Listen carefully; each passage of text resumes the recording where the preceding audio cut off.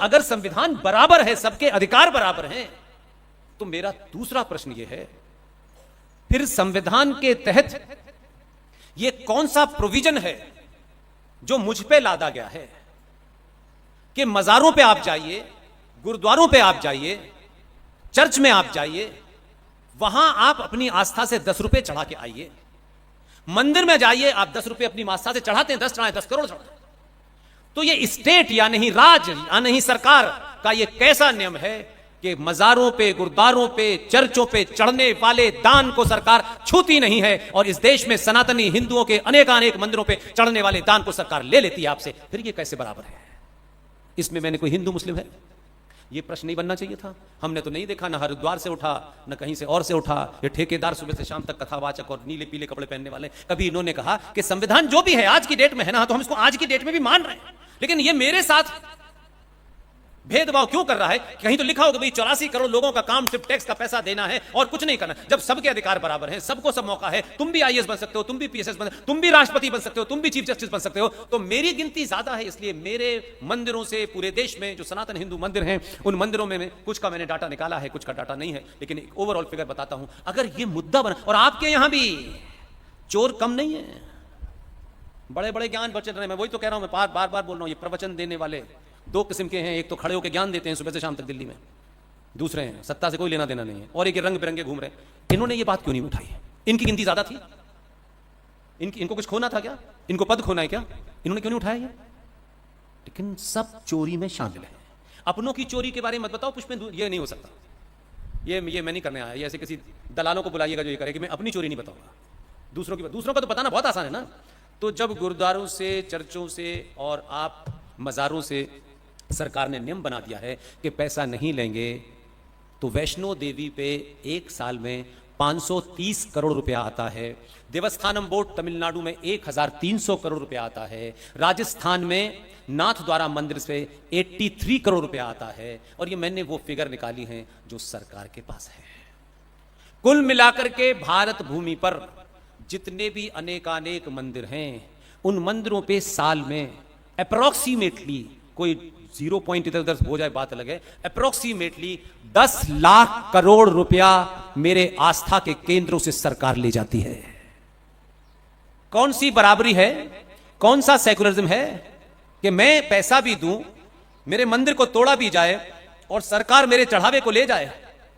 कि ये हमें सेकुलर काम करने हैं तो मजारों से भी लो, चर्चों से भी लो, गुरुद्वारों से भी लो, सिर्फ मेरे ही पैसा क्यों जाएगा?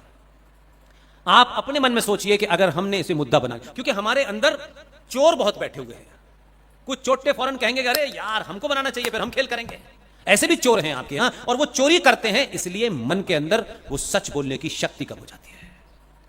अगर सवाल ये उठना चाहिए कि सरकार कोई भी हो, अगर संविधान से चल रही है तो संविधान के तहत सरकार एकदम मंदिरों के अंदर जो उनके लोग बैठाए गए हैं उनको हटाया जाए। समाज के प्रबुद्ध लोग, चोर नहीं जो प्रबुद्ध के नाम पे चोटे घूम रहे हैं, समाज उन लोगों को चुने और वो मंदिर का पैसा जो 10,000 करोड़ रुपया आता है, 10 लाख करोड़ रुपया आता है, उस पैसे का समाज में कोई भी प्रबुद्ध लोग हो, वो गरीब हो, अमीर हो, हिंदू हो, कोई ठाकुर हो, कोई बनिया हो, गुजराती हो, ये महत्व नहीं है। समाज 10 लोगों को चुन ले, उनके सामने एक ट्रस्ट बने और वो 10 लाख करोड़ रुपया उस ट्रस्ट में जाए, हर साल वो पैसा जाए। मेरा दावा है, मैं यहां खड़े होकर कह रहा हूं, 5 साल के बाद भारत में दलित का बेटा, ब्राह्मण का बेटा, ठाकुर का बेटा, बेटी, कोई भी बेटा बेटी पढ़ाई से, लिखाई से बड़ा कोर्स करने के लिए उसे सरकारों से स्कॉलरशिप लेने की आवश्यकता नहीं होगी।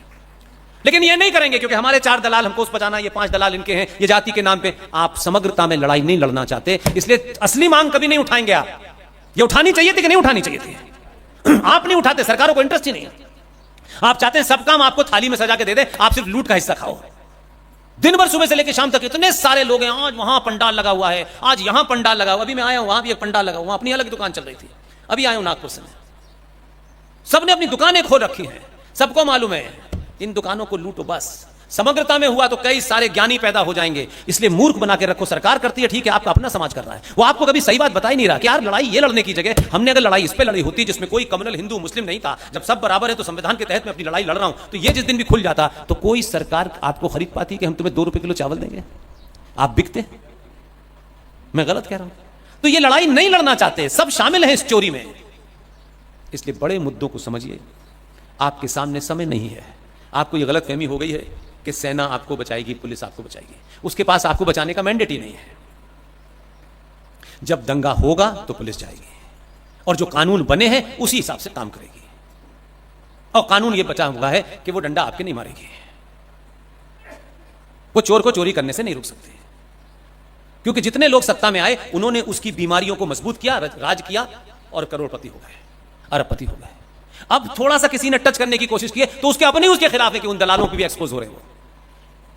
इतने बड़े बड़े संगठन है यार, यही मुहिम चला देते, लोगों को बता देते इसमें हिंदू मुस्लिम नहीं, इसमें ब्राह्मण ठाकुर नहीं। ये समाज को पता चल जाता भाई कि कम से कम हम इसी मुद्दे को मुद्दा बना लेते और इसमें कोई था। अगर एक बार ये बन जाता तो आपकी ताकत क्या होती, लेकिन वो नहीं चाहते। आपका कुछ ठेकेदारों के लिए आपका मरना आवश्यक है। आप मरेंगे तो वो विधवा विलाप करेंगे उस पर और फिर बताएंगे कि हम ये कर रहे हैं। इसलिए कोई आदमी, कोई संगठन आपको अपने रूप में मजबूत आप हो जाएं ये नहीं चाहता। ढोंग तो हो रहा है मजबूत बनाने का, मैं सत्ताओं को माइनस कर रहा हूं, सत्ता की बात अलग होती है, उनके नियम कानून का चक्कर होता है। लेकिन मेरा क्या है भाई, मैं ये बात आपसे क्यों कहने आया हूं। मैं भी अच्छी अच्छी बातें करता, हरे राम हरे कृष्णा ये वो दुनिया जमाने के लिए। आप आते और मुरारी बापू की तरह मुझे 2-4 लाख रुपया दे के चले जाते, मैं पोटली बांध के फिर कहीं और झूठ बोलता। ये नहीं करने आया। लेकिन दिक्कत यह है कि झूठे मक्कार चोरों को आप पैसा देते हैं और ये युद्ध बिना पैसे के नहीं लड़ा जाता। अगर मैं यहां हूं तो चंदू भाई ने चंदा किया नहीं पता, चंदू भाई ने अपने दोस्तों से कहा नहीं पता, लेकिन मेरे यहां तक पहुंचने में पैसे तो लगे होंगे ना। ऐसा तो नहीं होगा मैं पूरे रास्ते पैदल चलते हूं राष्ट्रवाद राष्ट्रवाद राष्ट्रवाद, ऐसा तो नहीं होने वाला। जहाज की टिकट है, रहने का है, खाने का है, पीने का है, मैं कल चला जाऊंगा। वो जो जेपी के मालिक हैं उन्होंने बढ़िया सा नाश्ता कराया, उन्होंने अपने यहाँ, वो भी कल शाम को एक बिल लेके पहुंच जाए चंदू भाई के यहाँ कि ये आए थे। उन्होंने अपना कंट्रीब्यूशन ये किया कि भाई चंदू भाई आपने बुलाया है, मैं उनके रहने की व्यवस्था करूंगा, मैं कोई पैसा नहीं लूंगा। ये भी कंट्रीब्यूशन है। तब ये सभा हो रही है कि नहीं हो रही है मुझे बताइए। ये सिर्फ आपका राष्ट्रवाद राष्ट्रवाद मेंबर, किसी को भी बुलाओगे तो 10 रुपए खर्च हुए। ऐसे ही इस राष्ट्र में बहुत सारे लोग हैं, वो तब जाकर के कथा पूरी होती है जब आप पैसा देते हो। आप तय करो कि हमको मक्कार, झूठे, लुटेरे, दलालों की कथा सुननी है कि समाज के सामने जो वर्तमान चुनौतियां हैं उन चुनौतियों का हल ढूंढने के लिए जिसको बुला रहे हो उसको चुनो, उसकी कथा सुननी है। और ये समाज बहुत लंबे समय के बाद, हम जैसे साधारण लोग, न हमारे कोई आगे बड़ा पद है, न पीछे बड़ा पद है, न हम कोई बहुत बड़ी चीज है, इतनी देर तक आप मुझे सुन रहे हैं। मैं लगातार आपके मन मस्तिष्क को झंझोड़ रहा हूं। मैं कोई आपको ताली बजाने, कोई चुटकुला सुनाने, कोई हंसाने के लिए नहीं आया हूं।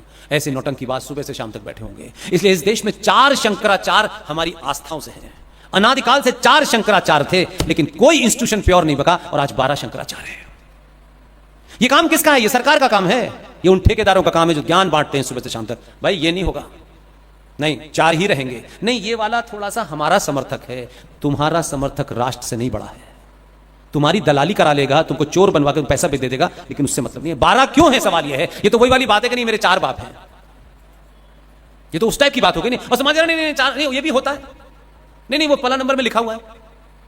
जब 4 शंकराचार्यों की परंपरा लंबे समय से है तो 12 क्यों है आज? ये सपा का शंकराचार्य है, ये भाजपा का शंकराचार्य है, ये कांग्रेस, ये क्या मतलब है भाई? शंकराचार्य क्या करें? तो पहले तो 12 बनाए, फिर लोगों ने अपने पास रख लिया, ये हमारा है, ये हमारा है। आपको मूर्ख बना रहे हैं।